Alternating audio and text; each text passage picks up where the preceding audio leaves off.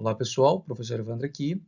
Essa é a segunda videoaula sobre a anatomia topográfica do dorso e nela eu vou estar falando principalmente da anatomia da coluna vertebral. Espero que a aula seja proveitosa, deixo um grande abraço e até mais. Bem, a gente falou, né, na primeira aula sobre alguns conceitos gerais e eu terminei falando da coluna vertebral, que é constituída por 33 vértebras, né, mais ou menos ao tamanho dela, mais ou menos 72 centímetros. A divisão dessa coluna, né, em diferentes ossos, em diferentes regiões, região cervical, torácica e por aí vai. Agora a gente vai falar das vértebras de forma um pouco mais específica, né? Mas antes de falar de cada uma das vértebras, eu preciso falar dos conceitos gerais ou das características gerais e comuns, né, de uma vértebra. O que normalmente, né, a grande maioria das vértebras possuem. É claro que depois a gente vai ver que, como vocês já sabem, né, existem vértebras que não entram, né, exatamente nessa classificação, ou seja, não vão ter todas as estruturas que a gente vai estar vendo agora. Bem, uma vértebra, generalizando, né, qualquer vértebra, né, tem vértebra que não se enquadra, como eu já disse, mas uma vértebra, em geral, ela possui um corpo, né, que é a estrutura que vai sustentar o peso, né, um corpo empilhando sobre o outro, né, é a principal estrutura de sustentação de peso, né, eu estou sobre a minha coluna aqui, ou seja, sobre os corpos das vértebras, das vértebras da minha coluna, né, e claro que entre um corpo e outro eu tenho o disco intervertebral. Tô tomando um cafezinho. O disco intervertebral. Bem, então aqui eu tenho o corpo vertebral e conectado ao corpo eu possuo um arco. Então esse é o arco vertebral. O arco ele vai ser constituído por duas lâminas. Ó, eu tenho uma lâmina aqui e outra lâmina lá. E essa informação, esse conceito de lâmina é importante porque vocês vão ver que procedimentos, né, que são feitos onde se corta aqui parte do arco são conhecidos como laminectomia, retirada de parte da lâmina. Às vezes tira até o arco inteiro, tá? Mas eles chamam ainda assim de laminectomia, certo? Então aqui, ó, a lâmina e então são duas lâminas e os pedículos. O pedículo é essa estruturinha pequena aqui, ó, esse pequeno pé, por isso pedículo, né, que está conectando aqui as lâminas ao corpo. Então, juntando pedículo e lâmina, eu tenho o arco vertebral, certo? Então, um corpo, um arco e eu vou ter sete processos. Sete processos. Desses sete processos, dois são processos transversos. Para que servem os processos transversos? Eles vão servir para inserção, tá? Para fixação, né? Para inserção de músculo, de ligamento, tá? Ou, né, se eu estiver falando de vértebras torácicas, esses processos transversos vão servir também para articulação, ó, com o tubérculo da costela, né? Lá no tubérculo da costela, no tubérculo costal, nós temos uma face articular que se articula, forma uma articulação sinovial aqui com o processo transverso das vértebras torácicas, mas as outras vértebras também possuem processo transverso. Seguindo, ó, então, dois processos transversos, um processo espinhoso, tá? O processo espinhoso vai ter função de servir, né, como ponto de inserção muscular e ligamentar. E por que é importante, né? Os músculos se contraem, puxam como uma alavanca, né? O processo espinhoso, e com isso a gente movimenta as vértebras, não só o processo espinhoso, transverso também, né? Mas nesse momento agora o processo espinhoso, e os ligamentos vão estar limitando o movimento. Você movimenta até um ponto, você movimenta a coluna até um ponto, depois eu vou falar dos movimentos da coluna, e dali não vai mais porque o ligamento ele esticou por completo, certo? Depois nós encontramos, ó, de 7 processos, eu já falei de 3. 2 processos transversos, tá? Pode ser processo transversário também, sem problema nenhum. E um processo espinhoso. Faltou o quê? 4 processos articulares. 2 processos articulares superiores, que é o que nós vemos aqui, e 2 processos articulares inferiores, que são esses que nós vemos aqui embaixo. Vale lembrar que esses processos articulares, eles vão servir para formar uma articulação sinovial com a vértebra que está acima, são duas articulações sinoviais acima e duas articulações sinoviais com a vértebra que está abaixo. Depois eu vou relembrar com vocês, tá, o conceito de articulação do tipo sinovial, ou melhor, eu vou pedir que vocês entrem lá no canal do YouTube, eu tenho uma videoaula sobre de sistema articular, eu não terminei aquela aula falando das articulações, eu preciso complementar aquela aula, mas pelo menos o conceito de articulações, articulação, o que é uma articulação fibrosa, o que é uma articulação cartilagínea, o que é uma articulação do tipo sinovial, eu falo bastante. Então, deem uma olhadinha lá naquela aula que ela vai ser importante para a gente continuar aqui, tá? Eu vou falar de muitas articulações sinoviais. Quando se pensa em articulação sinovial, você já tem que pensar que ela possui cápsula, possui membrana sinovial, possui cartilagem, possui espaço. Então, fica como uma tarefinha para vocês. Deem uma olhada lá naquela aula. Eu sempre falo aqui, mas para deixar essa aula um pouco mais curta, né? Era só uma revisão. Dá uma olhadinha lá que isso vai ser importante, certo? Vocês tiveram semestre passado com a professora Juscelia, né? Articulação do tipo... tiveram articulações, né? Generalizando. Bem, e esse processo articular superior aqui, ó, esses dois vão servir para articular, ó, essa vértebra aqui, ó, com uma vértebra que estiver localizada acima. Então, o processo articular superior dessa vértebra aqui, por exemplo, vamos botar que essa aqui é uma T6, vai se articular com os processos articulares inferiores da vértebra que estará acima, por exemplo, a T5. E eu vou ter aqui a formação de duas articulações sinoviais do tipo plano. Talvez depois eu até faça uma revisão aqui quando falar de articulações, mas de qualquer forma assiste lá que vai ajudar bastante. Certo? Então, dois processos articulares superiores e dois processos articulares inferiores. Como eu vejo aqui, ó, processo articular superior e os inferiores. Esses processos normalmente formam as articulações zigoapofisárias ou articulações dos processos articulares, certo? Além disso, eu encontro um forame vertebral, né, que vai ser um local por onde vai estar passando, né, a minha medula espinal, né, sendo revestidas por meninges, né, por fora tem gordura, enfim. E vale lembrar que quando eu empilho esse forame vertebral, se eu colocar um forame sobre o outro, empilhando todos eles, eu vou formar aqui o canal vertebral. Esse canal vertebral, ele vai alojar então a minha medula, né, com as meninges e por aí vai. Para finalizar, eu ainda encontro uma incisura superior, aqui, ó, e uma incisura inferior. Quando eu coloco uma vértebra sobre outra, essas incisuras elas se somam. Então, por exemplo, vamos continuar imaginando que essa aqui é uma T6. A incisura superior aqui, ó, da T6 se soma, né? É somada à incisura superior da T7. E aí eu formo um forame. A gente vai chamar esse forame de forame intervertebral. E ele será importante porque é por esse forame que vai emergir, que vai sair os nervos espinais, né? Que vão estar inervando ali o meu corpo todo do pescoço para baixo, como vocês viram comigo no semestre passado. Vai servir como passagem também para saída de veias, para entrada de artéria, para irrigar a parte da medula, tá? Mas tá aqui, ó, o forame intervertebral, alguns chamam, tá? Mas antigos chamam de forame de conjugação, tá? O termo mais atual é forame intervertebral. Ele vai ser constituído, então, por essas incisuras, né? Que somam aqui. Então, a gente verificou aqui as características, né, gerais de uma vértebra qualquer, certo? Agora a gente começa a olhar as características específicas de cada vértebra. As características específicas de cada vértebra. Eu começo falando para vocês primeiro da coluna cervical. Bem, como eu vou falar da coluna cervical, primeiro deixa eu falar dos movimentos que nós realizamos na coluna cervical. A coluna cervical, ela possui movimentos amplos de flexão e extensão, ó, esse movimento aqui, ó, flexão e extensão, rotação, tá? E eu consigo fazer flexão lateral e extensão, ó. Isso aqui é flexão lateral da coluna. Não é tão ampla assim a flexão lateral, mas eu consigo, tá? Então, a coluna vertebral, ela faz todos esses movimentos, porque depois a gente vai ver que a coluna torácica e a coluna lombar não é bem assim que funciona, certo? Então, vamos falar aqui do Atlas. O Atlas, ó, né, também conhecido como C1, é uma vértebra cervical atípica. Por quê? Porque ela não possui todos os componentes que uma vértebra cervical ou que uma vértebra geral vai possuir.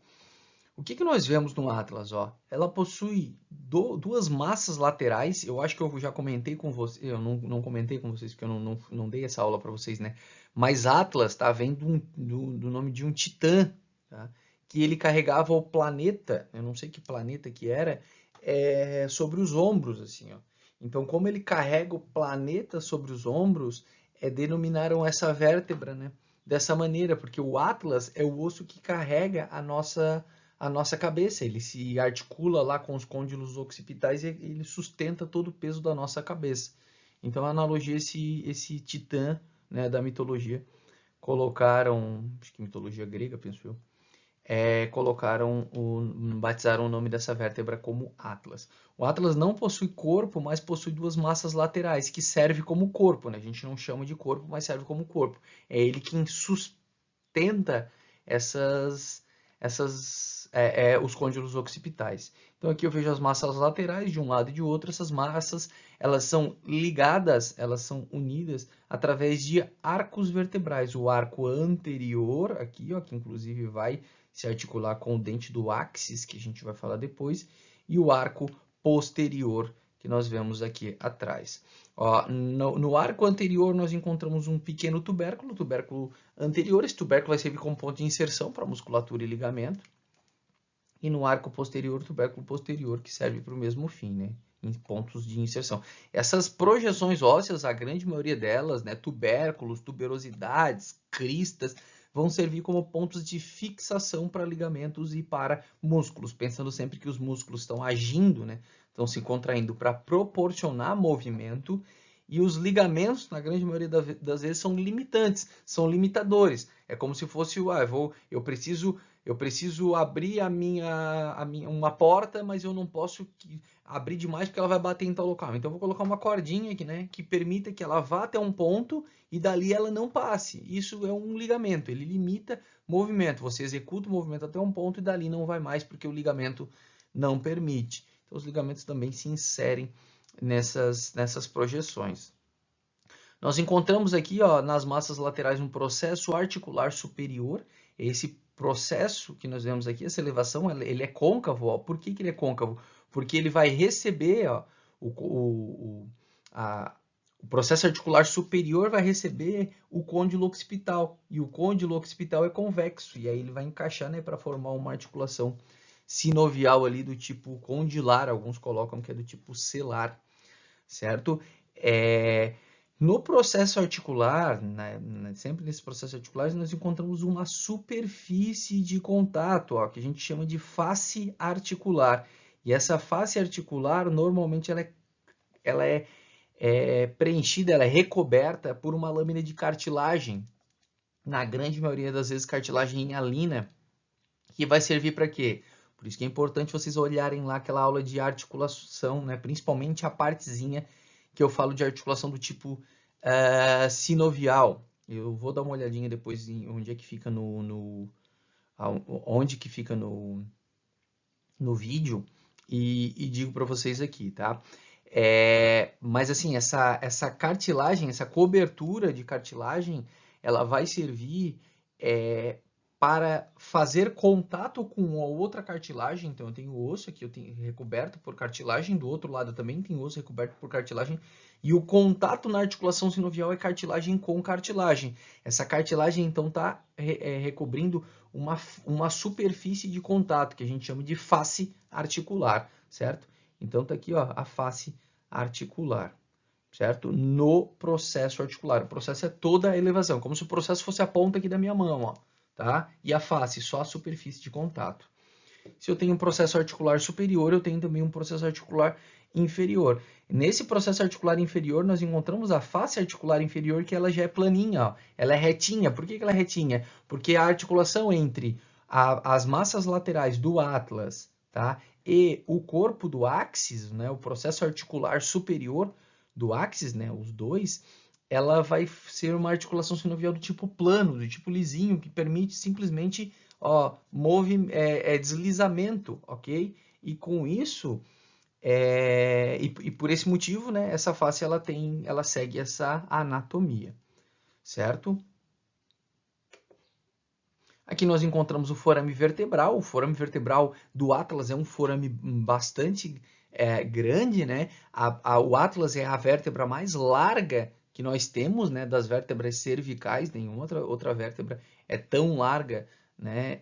Quanto o Atlas. E por que esse forame aqui ele é tão grande? Porque nessa altura aqui ocorre a transição entre o bulbo e a medula, né, ou entre o tronco cefálico.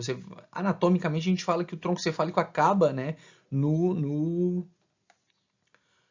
na base do crânio, né, no final no forame magno, na altura do forame magno, mas é mais ou menos a região de transição, né, C1 vem logo abaixo, então é mais ou menos nessa altura aqui, um pouquinho mais acima que ocorre a transição, então é o começo da medula espinal. A medula espinal ela tem um volume relativamente grande na região cervical, né? Vocês já viram lá as dilatações que ela possui, né? Uma na região cervical e outra na região lombar. E a gente ainda tem que lembrar que juntamente com a medula, né, com as meninges nessa região, eu ainda vou ter o dente do áxis ocupando esse forame vertebral, né, quando o áxis está articulado aqui. Depois a gente vai falar bastante dessa articulação. Então, por isso, ela tem que ter um forame vertebral bem longo, bem grande.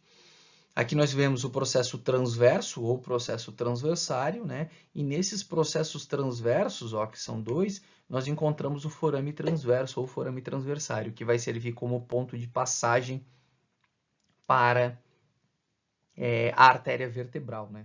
Lembrando que a artéria vertebral é um ramo da artéria subclávia, né? Que penetra no forame transversário da vértebra C6, C7 não entra, passa por C5. Por que C5? Vamos imaginar que essa artéria está subindo, né? C4, C3, C2, C1, perfura a membrana atlanto-occipital posterior, depois eu vou mostrar para vocês essa membrana, perfura as meninges, tá?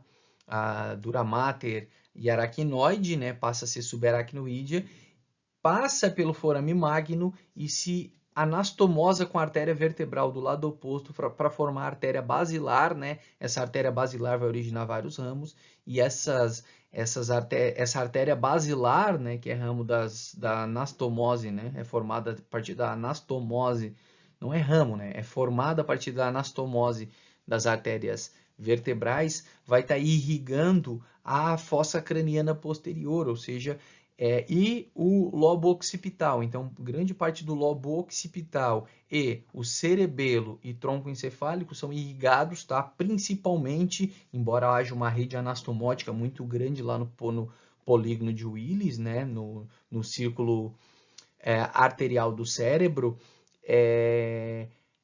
essas estruturas, tá, que eu acabei de citar são irrigadas principalmente pela artéria basilar, certo?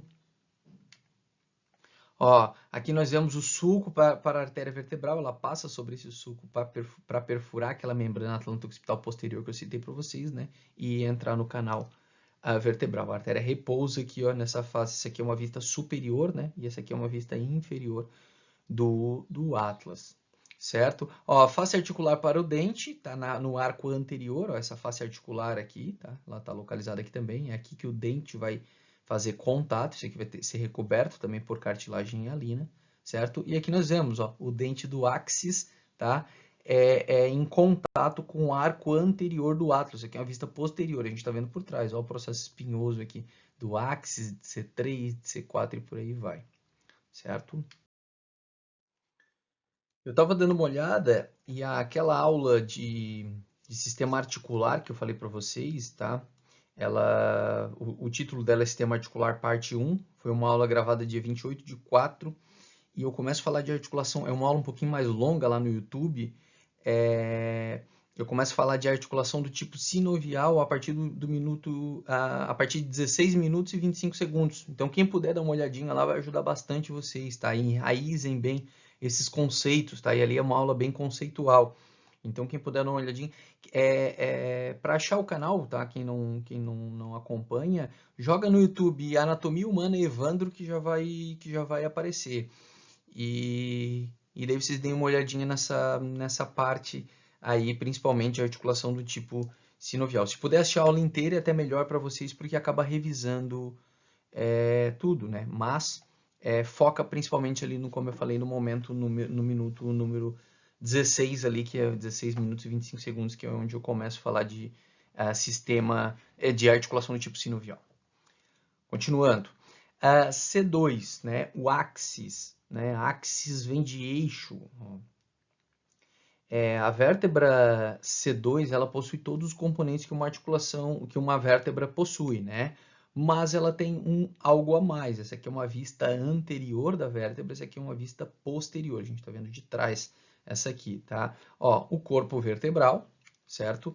Ó, os processos articulares superiores, ó, aqui o processo articular com a face articular, pode ver que a face está meio gelinho, meio cinzinha aqui, ó, porque ela está recoberta por cartilagem ali nas faces articulares, né? Então, processo articular superior vai servir para articulação com as massas laterais do atlas, né? Ó, processos articulares inferiores, que são dois também, que vão servir para articular com processos articulares superiores da vértebra C3.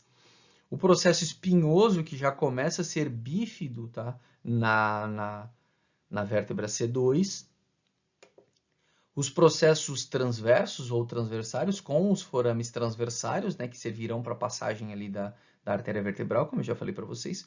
O dente, que é uma estrutura muito importante, tá? Porque vai permitir que você faça rotação de cabeça mantendo a cabeça em um eixo, né? O dente vai ser um pino que permite a rotação do atlas sobre o axis sem que ele saia do eixo. Ó, o dente possui uma face articular anterior, que vai fazer contato com o arco anterior do atlas, e uma face articular posterior, que vai fazer contato com o ligamento, depois que eu vou apresentar para vocês, que é com o ligamento transverso do atlas, ou com o ligamento cruciforme, que na verdade é o transverso do atlas com o fascículo longitudinal superior e inferior, que a gente vai ver um pouquinho mais à frente, certo? E aqui a gente mostra, ó, o axis em posição anatômica, né? Sobre aqui articulado sobre o atlas, as articulações foram retiradas, né? Tá só o osso, mas eles estão empilhadinhos aqui. Sobre C3, né? E abaixo de C1, tá aqui C2. A gente fala das vértebras cervicais típicas, né? E depois da C7. As cervicais típicas possuem tudo que uma vértebra cervical precisa ter, né? Um corpo, um arco, forame vertebral, né? Processo transverso aqui, né? O processo transversário com forame transversário, o processo espinhoso, e na maioria das vezes ele é bífido, nem sempre os processos espinhosos das vértebras cervicais típicas serão bífidos, tá? Isso é mais comum em homens e brancos, tá? Nem sempre vai ser assim, não é em toda a população que o processo espinhoso vai ser bífido, né? Embora ele seja descrito muitas vezes dessa forma. Ó, no processo, é um pouquinho de mais detalhe, mas ó, no processo transversário aqui, né, o transverso das vértebras cervicais típicas, nós encontramos normalmente dois tubérculos. Esse tubérculo vai servir como ponto de inserção para os músculos profundos do pescoço.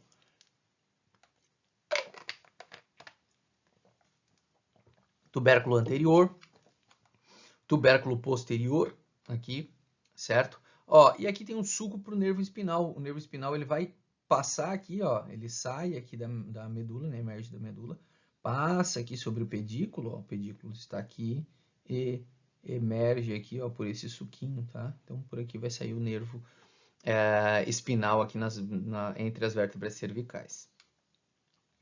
Aqui nós vemos a C7, que é a vértebra proeminente, ela é conhecida dessa forma, né? Qual é a diferença da C7 para as outras cervicais? Não tem grande diferença a não ser o seu processo espinhoso, né? Que ele é um processo espinhoso mais longo e ele não é bífido. Ele normalmente tem uma bolinha assim na ponta, é tipo um tubérculo, mas não recebe o nome de tubérculo. Ele é o processo, se você for descendo assim, ó, palpando o dorso e descendo de cima para baixo, ele é o processo espinhoso mais longo. Tem que ser de cima para baixo, porque de baixo para cima, às vezes você vai palpar o processo espinhoso de T1. Tá? Às vezes o processo espinhoso de T1 é até mais longo do que o de C7. Então, por isso que você tem que palpar de cima para baixo até encontrar o primeiro processo espinhoso pontudão, assim, que vai ser C7. Por que é importante? Para você se localizar na coluna. Você encontra C7 e depois vai poupando, ou para cima ou para baixo, né? E você vai saber, né, em que localização você está. Então, é um ponto de referência, né? Chamado, como falam os mais antigos, um reparo anatômico. Vale lembrar que C7 pode ou não ter forame transversário, tá? Nessa aqui está representando os dois lados, mas esse forame não serve para passagem da artéria vertebral, porque, como eu falei, normalmente vertebral ele emerge, né, a partir de C6, C5, C4, C3, C2, C1. C7 normalmente não passa. Quando existe o forame transversário, vai servir para passagem de umas veinhas, tá? De veias. Aqui a gente está vendo C7, notem, ó, como o processo espinhoso de T1 aqui está até mais longo do que de C7, mas C7 é o primeiro longo que a gente palpa. A gente vai palpando, opa, achei uma bolinha aqui, um tubérculo. Flete do pescoço aí e desce que você vai encontrar essa bolinha, tá? É o processo espinhoso de C7. Ó, nota que conforme a gente está descendo, o forame vertebral ele está diminuindo. Ó. Esse forame aqui já é menor do que o Atlas, do Atlas, C7 já ainda é menor. C7 é uma vértebra de transição, né? Está quase virando uma torácica, né? E a gente vai ver que das torácicas são um pouco menores, das lombares menores ainda. E isso tem uma implicação, já falo para vocês daqui a pouco. Ó, e aqui os forames intervertebrais, né? Esses forames intervertebrais eles vão servir para emergência, né? Como eu já falei para vocês, dos nervos espinais, passa artéria também, passa veia. Mas principalmente quando a gente pensa em forame intervertebral, a gente tem que pensar em nervos espinais. Seguindo, as vértebras torácicas. Vértebras torácicas também possuem tudo que uma vértebra possui, né? Aquela primeira vértebra ali que eu mostrei para vocês, né? Corpo vertebral, o arco com lâmina vertebral e com pedículo, né? Duas lâminas e dois pedículos. Os 7 processos transversos, processos espinhosos, né? Processos articulares superiores e processos articulares inferiores. Mas as vértebras torácicas, elas possuem algo a mais, né? O que é esse algo a mais que elas possuem? Elas possuem as chamadas, ó, forame vertebral, as chamadas incisura superior e inferior. Nós temos aqui as chamadas fóveas costais. O que é uma fóvea costal? É uma face articular, tá? Um processinho articular, uma face articular que vai servir para articulação com as costelas, certo? Ó, se eu pegar uma costela, tá? Vamos continuar imaginando que isso aqui seja uma vértebra T6. Se eu pegar uma costela, a costela vai se articular aqui, ó, uma parte nela aqui, nessa fóvea costal, tá? Dessa vértebra T6, tá? Uma parte da cabeça dela, e a outra parte da cabeça dela, a parte superior da cabeça dela, em outra fóvea costal, ó, de outra vértebra, da vértebra que está acima. Então, as costelas, elas ficam entre duas vértebras. Assim, ó, a primeira costela não é assim que funciona, mas dali para baixo, todas as outras funcionam assim. Ó, em uma hemifóvea, aqui, ó, a gente chama de fóvea, mas é como se fosse metade, ó. Então, a cabeça da costela, ela se articula, ó, metade aqui, a outra metade na outra fóvea costal aqui de cima, e o tubérculo, né, da costela, o tubérculo costal possui uma outra face articular que se articula na fóvea costal aqui do processo transverso. Então, fóvea costal superior, que na verdade é uma hemifóvea, mas a gente chama de fóvea, né, metade, metade, né, uma fóvea costal inferior e uma fóvea costal transversa, que vai servir, né, para articulação, como eu falei ali, do tubérculo, né, que possui também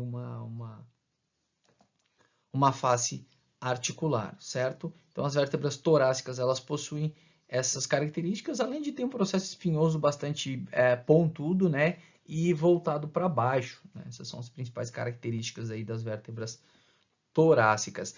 Como eu mudei de coluna, deixa eu falar dos movimentos que a gente realiza na coluna vertebral. Na coluna torácica, perdão. A coluna torácica, ela proporciona, tá, bastante rotação. Então, é uma coluna que eu consigo girar bastante, mas eu faço muito a flexão e extensão da coluna vertebral, ó, na região torácica. O bonequinho estava sentado, deixa eu botar ele de pé aqui, porque está na hora de trabalhar, né? Ó, o movimento de rotação girando ele aqui, ó, funciona muito bem na região torácica. Agora, ó, flexão, tá? Jogar a coluna assim para frente e extensão na torácica, na região torácica, ele é bastante limitado, tá? Esses movimentos eles vão acontecer principalmente na lombar. Então, pensou em coluna torácica, ó, é principalmente rotação, tá? Girar a coluna para um lado e para o outro. Chegamos então nas vértebras lombares. As vértebras lombares possuem um corpo um pouco maior. Por que o corpo vai aumentando, né? Quando a gente vai descendo lá da região cervical, né? A gente pega uma vértebra cervical, o corpo pequenininho. Pega uma vértebra torácica, o corpo um pouquinho maior. Pega uma vértebra lombar, o corpo maior ainda. Por que ele vai aumentando? Porque a carga vai aumentando, né? Região cervical, a cópula, né? Carrega o peso da minha cabeça. A região torácica, o peso da cabeça e do pescoço. A região lombar, o peso da cabeça, do pescoço e do tórax, né? Ou seja, a região lombar, na verdade, pegar lá uma L5 de todo o tronco, né? Então, por isso, o corpo bem maior.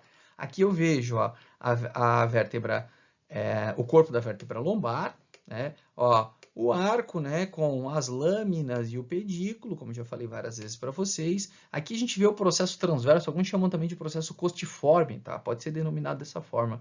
Não é muito usual, mas pode ser. Porque ele serve como, é quase como se fosse uma pequena costelinha, né? Mas alguns chamam de costiforme, mas é processo transverso. Aqui a gente encontra o processo espinhoso, depende muito da literatura que a gente está utilizando. Processo espinhoso, né?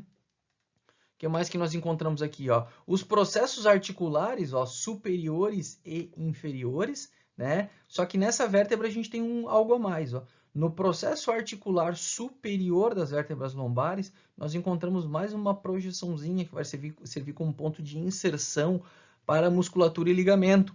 E essa projeçãozinha, como parece uma mama, passaram a chamar de processo mamilar. Ó, aqui tem um processinho acessório, que vai servir só para inserção também de musculatura e tudo mais. Aqui está o processo mamilar. Ó. O processo mamilar tá, está presente somente nas vértebras lombares, tá? Lá no processo articular superior. Ó, o forame vertebral da vértebra lombar ele já é muito menor do que a vértebra na vértebra cervical. Isso tem uma importância, né? Aqui na região lombar, não tenho mais medula, né? Eu tenho, porque a medula, ela vai... Até tem, né? Entre L1 e L2 eu tenho medula. Ela acaba, o cone medular vai estar na altura de L1 e L2. De L2 ali, L3, L4 para baixo, eu não tenho mais medula. Eu tenho só o saco dural, né? Envolvendo aquela cauda equina, né? As raízes nervosas que vão estar emergindo um pouco mais abaixo. Só que olha só, essa cauda equina ela ocupa bastante espaço. E o que era para acontecer? Como essa cauda equina ocupa mais espaço até do que a medula lá na região cervical ou torácica, era para os forames na região lombar e sacral serem ainda maiores. Só que eles são menores. E qual é o problema disso? É que tem pouco espaço sobrando aqui. O que acontece? As hérnias de disco, que eu vou falar depois para vocês, quando acabam comprimindo esse canal, tá? Acabam quando acaba se projetando por canal, acaba comprimindo mais facilmente uma estrutura, porque tem menos espaço, né? Imagina, se eu estou num espaço, se você está num espaço com bastante gente, né? Se entrar mais gente, não tem problema, porque você, né, vai se afastando e fica tranquilo. Agora, se você já está num espaço mais apertadinho, qualquer pessoa que entre, né? Pensa numa festa que você foi que estava lotada, que estava cheia, qualquer pessoa que entra vai te esmagando porque tu não tem mais para onde fugir. Então, o que acontece aqui na região lombar, por isso que as hérnias e discos lombares, elas são muitas vezes mais sintomáticas do que as hérnias cervicais. Na região cervical a gente tem mais espaço, né? Na região lombar, não. Além disso, muitas vezes com o envelhecimento da coluna vertebral, os ligamentos podem se espessando, principalmente o ligamento amarelo fica mais largo, tá? Mais grosso, ou você vai formando mais depósito aqui de tecido ósseo, né? Vai acontecendo hiperplasia aqui óssea, e o osso vai ocupando mais espaço no canal, e esse canal ele vai comprimindo as estruturas nervosas. Muitas vezes o cirurgião tem que entrar aqui na coluna e descomprimir fazendo uma laminectomia, retirando parte da lâmina, tá? Ou às vezes o arco inteiro para descomprimir essa região. Aí o aluno sempre pensa, tá, mas isso não pode causar uma instabilidade? Até pode, às vezes tem que fazer artrodese, às vezes tem que fixar, né, com pinos e parafusos, mas a importância é o seguinte, você está comprimindo raízes nervosas, né, a manifestação, muitas vezes o paciente vai ser ruim, né? Ele vai apresentar dor, fraqueza muscular, né? Às vezes parestesia, alteração de sensibilidade, né? a fraqueza muscular a gente chama de paresia. E às vezes, então, isso é necessário. Observando aqui a anatomia dos processos articulares e como eles se encaixam, a gente percebe que você faz flexão e extensão com bastante amplitude na região lombar, tá? Mas praticamente nada de rotação. Rotação aqui praticamente não acontece, tá? Na região lombar. Então, relembrando os movimentos que a gente faz na coluna: flexão, extensão, tá? Rotação, estou falando da coluna generalizando, né? Região lombar a gente sabe que é principalmente flexão e extensão, né? É amplo, mas rotação quase não acontece. Flexão e extensão, rotação, tá? Flexão lateral, quando eu jogo a coluna para o lado assim, e extensão, né? Deveria ser extensão lateral, mas eles não denominam assim, tá? Então, isso aqui é flexão lateral com a coluna, estou devolvendo a coluna para o local normal, certo? Para a anatomia normal. Ou melhor, para a posição neutra, né? Esse é o termo mais correto. Aqui a gente observa a anatomia do do sacro, depois eu falo de cóccix, e vejam só, eu disse que quanto mais desce, né, quanto mais baixa a vértebra, maior o corpo vertebral. Só que quando chega aqui na região sacral, acontece exatamente o contrário. A primeira vértebra sacral tem o maior corpo e a última vértebra sacral tem um corpo bem pequenininho. Você vai dizer, professor, mas isso não está errado, não era para carregar todo o peso? É que o que acontece? Quando chega na região sacral, L5, né, que tem o maior corpo, passa o peso para a S1, que é a primeira sacral. Passa a carga, né, para S1. E a S1 distribui, né, para o osso do quadril, para a pelve. Então, essa carga ela é distribuída para o osso do quadril, e quando nós estamos de pé, né, o osso do quadril repassa para os membros inferiores, ou quando nós estamos sentados, como eu estou nesse momento, essa carga é passada para o isquio. Eu estou sentado sobre o meu isquio. Então, não são as outras vértebras sacrais que estão sustentando o meu corpo, é o isquio, eu estou sentado sobre ele, ok? Seguindo então, o que nós vemos aqui no sacro? O sacro nada mais é do que 5 vértebras, né, que acabaram se fundindo. Nós encontramos aqui um processo articular superior, 2 na verdade, que vão se articular com os processos articulares inferiores, né, de L5. Face auricular, essa face auricular vai servir como um ponto com uma face, né, para articulação com o osso do quadril, tá? Formando com o ilho, mais especificamente, formando uma articulação sinovial plana muito importante chamada de sacroilíaca, certo? Nós vamos aqui ter, a crista sacral mediana, que nada mais é do que a fusão, tá, dos processos espinhosos das vértebras sacrais, formou uma crista, então crista sacral mediana. Nós vemos aqui a crista sacral medial, que é constituída pela fusão dos processos dos processos articulares das vértebras sacrais, e aqui nós encontramos a crista sacral lateral, que vai ser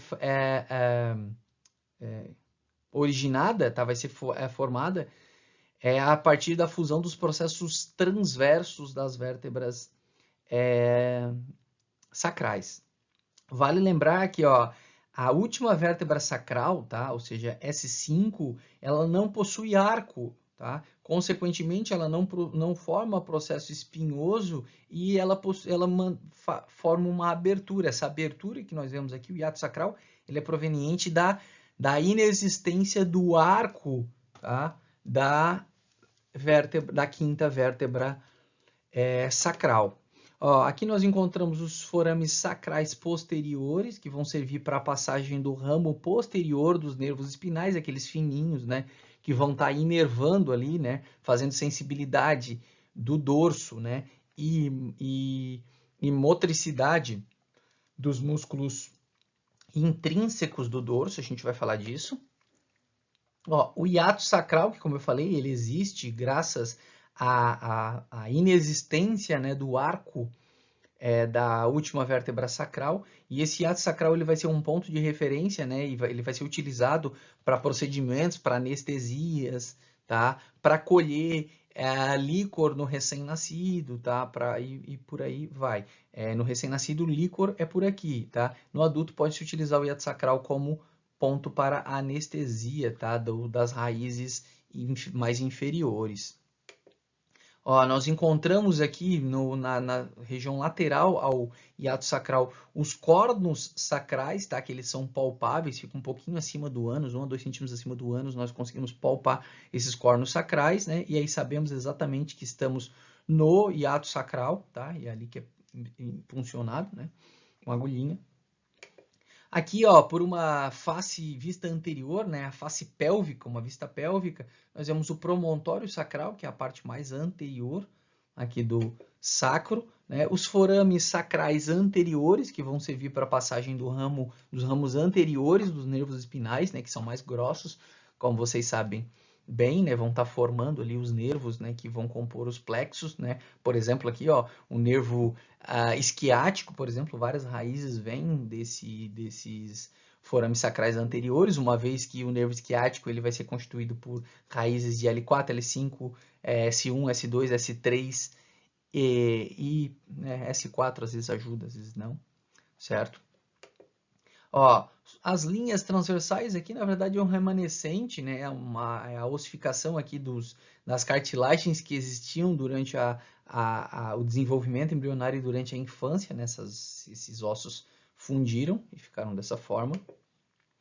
E né, formaram um osso só, né? As 5 vértebras fundiram. E aqui a gente encontra o cóccix, né? O cóccix, como eu falei para vocês, é constituído por 4 vértebras que vão se fundindo. Essas vértebras não possuem, elas possuem corpo, ó, mas não possuem não possuem arco, né? Consequentemente não vão possuir forame e tudo mais. E aí nós encontramos, aqui tem um canal sacral, tá? Que eu não comentei, não coloquei, mas esse canalzinho que a gente encontra aqui é o canal sacral. E nós vemos aqui, ó, que a primeira sacral, ela tem, né, a primeira coccígea, perdão, possui 2 processos coccígeos, que como se fossem processos transversos, né, que nós vimos nas outras vértebras, aqui são os processos coccígeos. Nós vemos aqui, ó, o corno coccígeo, tá, que é esse cordinho aqui, pequenininho, aqui vai servir para inserção ligamentar, muscular, vocês vão ver um pouco mais à frente, principalmente na anatomia de pelve e períneo, com o professor Daniel, certo? E deixa eu ver o que mais a gente fala aqui, é isso. Turma, então na aula nessa segunda aula, né, essas seriam as informações, ficou uma aula um pouco mais longa, 42 minutos, eu vou encerrar aqui, né? Na próxima a gente começa falando das articulações da coluna vertebral. Passei bastante informação, mas como eu disse, não quero fazer aulas muito longas, né? Então um abraço para vocês, bons estudos e até a próxima, né? Ou até as nossas conversas lá no Microsoft Teams.